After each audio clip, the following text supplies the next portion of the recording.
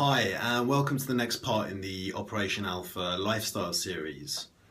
So in this video, I'm going to cover the subject of switching from being a night owl to an early bird.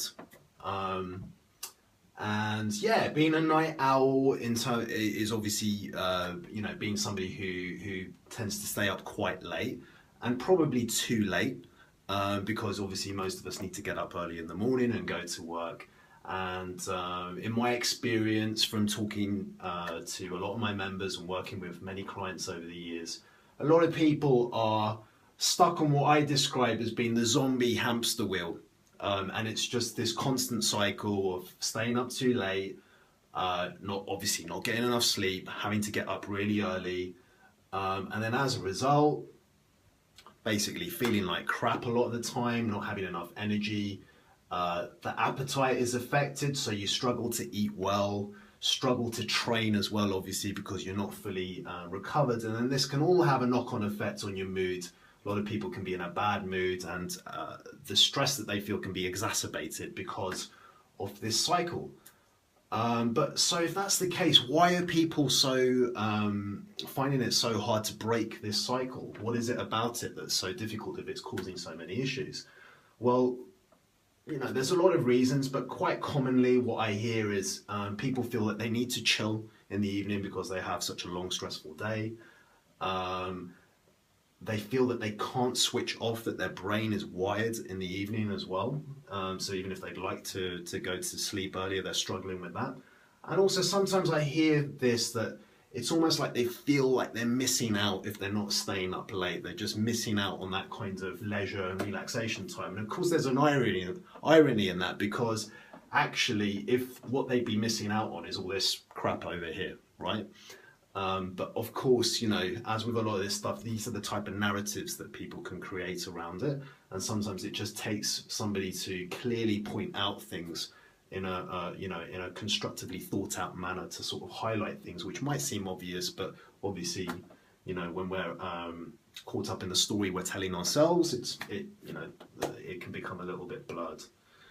So I suppose the first thing is understanding exactly why you would change. I mean, obviously we're looking to address the health and fitness issues from being underslept, which are tied in over here. And also, if you've watched the video specifically about sleep, you'll get some understanding of that as well. In fact, I would recommend watching that. And all the things that are tied in with how it affects you psychologically, your bad mood and your stress. And it might sound a little bit trite and a bit of a cliche, but it's true. If you are sleeping properly, getting to bed earlier, and you're therefore recharged, you're going to have more energy and enthusiasm for life, right? So you're going to actually be able to enjoy your life a little bit more. So what else? There's a couple of other things.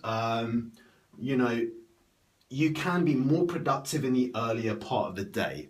And that means that you should be able to chill earlier as well. So this kind of I'm missing out type story, you can break that down over there as well, because actually you can end up being awake for the same amount of time.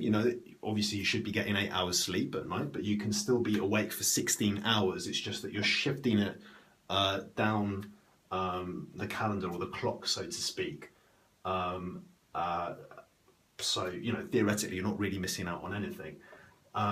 One thing as well is, if you like to stay up and watch TV shows, if that's kind of an issue for you, and obviously there's the social media and all that type of stuff, which I cover in the sleep video, but just an idea, you can obviously record some of these shows, and then what you could do is you could watch them the next day at a more appropriate a time that's going to enable you to get to sleep earlier. That's just a simple little tactic that you might want to employ, if you feel like you simply have to watch the double bill of Family Guy or whatever, even though you've got to be up at 5:30 or 6. Now, maybe in some senses, one of the most powerful reasons for doing this is assuming if you're somebody who's struggling to train or have some consistency, if you get up earlier, what you're going to be able to do is you are going to be able to create regular slots for training. And these slots are far less likely to be disrupted by other events, right? Because they happen first thing in the morning, you just wake up, you have your coffee, you get hydrated, and you go and train.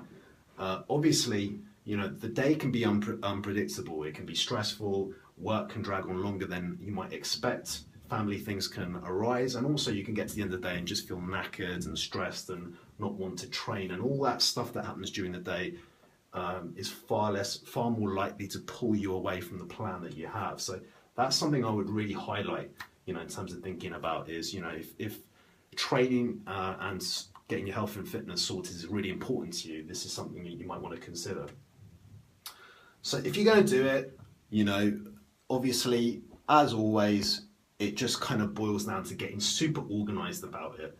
You've got to build those habits, those rituals. You've got to do things at set times in terms of your wind down process in the evening, and maybe even set reminders. And that's all about creating a plan and just crucially making sure that you stick to it, because it can take a while to get that cycle ritualized so that it becomes a habit. So again, I would refer you to that video, Getting the Good Sleep, which was, I think, the first one in the lifestyle series.